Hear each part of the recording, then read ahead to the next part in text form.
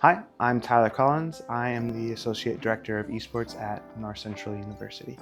I've had this position for 3 years, 1 year as part-time and the last 2 years as full-time. COVID sparked my interest really. I had friends who were huge into League of Legends and then Valorant came out during 2020, and during the lockdown I was able to build my own computer, really got into gaming, and then working at the local public high school, I was volunteering with the esports club there.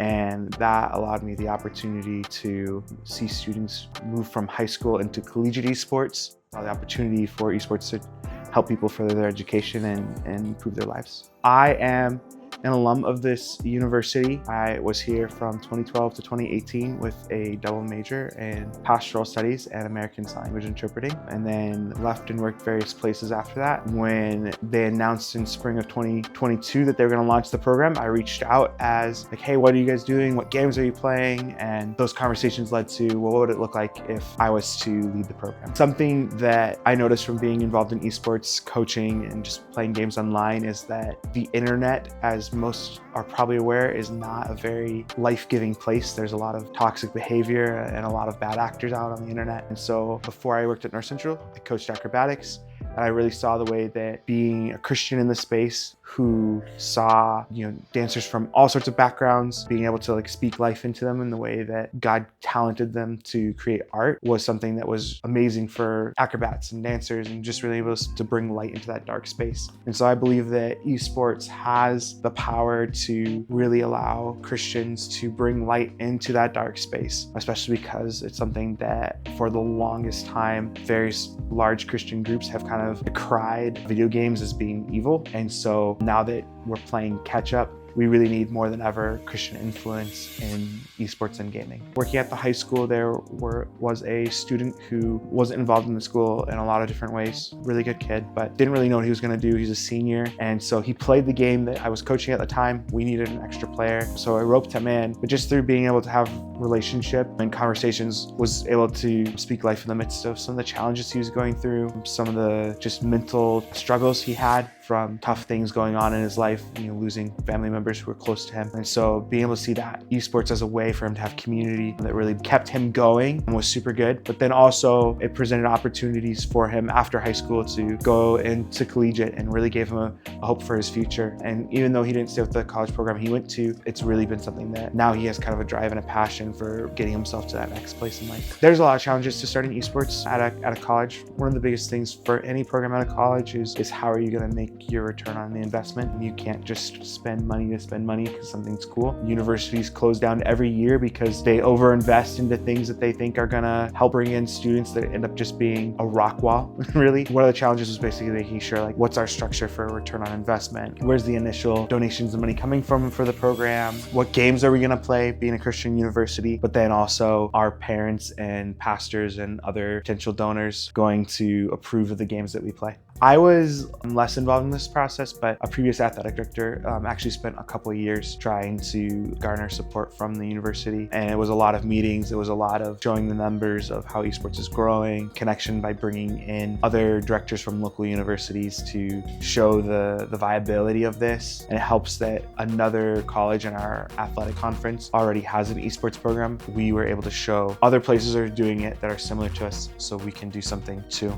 I think the most rewarding part has been seeing the growth and development of the different students in the program, the ways that they've been able to grow connected to each other, but then really watching people come in as freshmen who weren't as sure about where they wanted to go in life or what they even wanted to do, but watching them become more sure of themselves and their giftings and talents. And then also just being able to see from a standpoint of athletes, they're people who are learning how to develop habits and discipline and becoming players who understand how to get better every day. I would say that the most surprising hurdle for a lot of people involved, not just myself, has been recruiting, because in general, the research and the stats show that somewhere between 90 and 95% of high school age boys play video games every day, and then somewhere closer to 80% for girls play video games every day. But you start to narrow things down to, all right, wants to come to a Christian university or a university at all, has finances to come to a private university or the ability to hunt down scholarships and grants and things like that. And really, recruiting has become one of the greatest challenges. It's rewarding, but as a young program, convincing getting people to come and build something with you as opposed to joining something that's already pre-built has been a challenge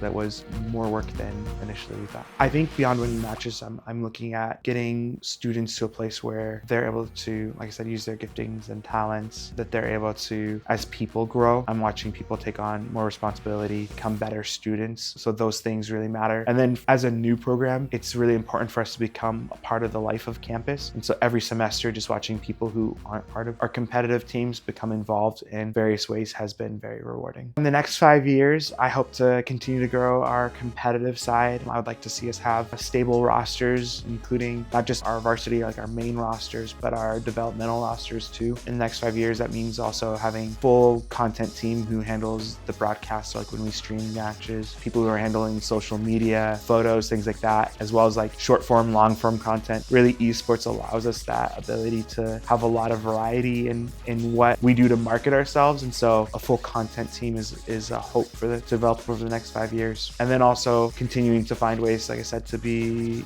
more involved in the larger life of campus, and how can we make esports not something that just other people go and do, but that when someone wakes up, they're going to check the scores from last night, and that they want to know how their friend did in their matches. And people like who are pastors who are connected to the university are aware that our teams are playing. And yeah, I think that the next 5 years really looks like how can we become a much larger presence. Esports really attracts a wide variety of students, which is part of the great part of esports, but something that is being shown at least at the high school level, and I'm sure is true at the college level, though I haven't seen any research produced yet, is esports brings in students who are not connected in other ways to your school. At the high school level, this means these are students who are not in theater, they're not in marching band, they're not part of your basketball team. These are students who are really disconnected, and the research across various different states shows 70% or more of esports students are not connected in another way. And so for the college level, that must be true too, is that when we think about how colleges recruit, when they recruit for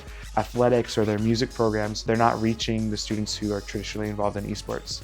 So this is another way for them to reach students who aren't being caught in the marketing campaigns that already exist. So I mean, we're working on tons of stuff that I think will help students find ways to be involved at different levels of commitment. And I think that's something that's going to be really key as I've worked with students the last 3 years. Something I've learned is that there are a lot of students who want to be involved in some way, but finding ways for them to be involved in a way that matches their capability to commit is going to be big. Not everybody has 15 hours a week to give, and so I'm really working on ways, how can I make it so that students can give an hour or 2 hours every week to be involved. And what advice would you give to other schools looking to build an esports program? The advice I'm going to give is going to sound a lot like the advice that Jesus gives his disciples, is count the cost before you start. I think a lot of schools start esports programs as a cheap and easy way to bring in lots and lots of people. And esports done well can bring in a good number of students, but there is a cost to it still. It's not athletics done on the cheap. It's not candy to throw out and hope that you can attract people to your school that way. It does take a substantial commitment from the school financially, especially in those first initial years where you're building out space, you're hiring staff, the equipment, and then cycle of equipment replacement and all that. So esports can have a good return, but counting the cost and committing early on to how much you're willing to commit. For me, esports has been an amazing opportunity to express myself. Before I came to college, I didn't really have any experience with any sort of physical sports, and so getting in there and having an opportunity to compete, especially at the collegiate level, has been really awesome for me. NCU's esports has been such an incredibly inviting community. Everybody here has been incredibly friendly, they're all thoughtful, and Coach Ty is awesome. This is the guy who will look at you and say, hey, I want you to get better at what you're doing, but at the same time, he's also gonna go, hey, I know you're struggling in these 3 areas, let's make things work. Sometimes you get into competitive communities, there's this idea where everyone's trying to outdo each other. That's not really what people here are about. They want you to grow, they want you to improve, and this applies to stuff outside of just playing the games. It's great. For me, esports has been wonderful. I've always loved playing sports and getting to be a part of a team, and esports has been a way to bring my hobby into that medium. And it's been wonderful to get to know people and interact with people that just share the exact same interest.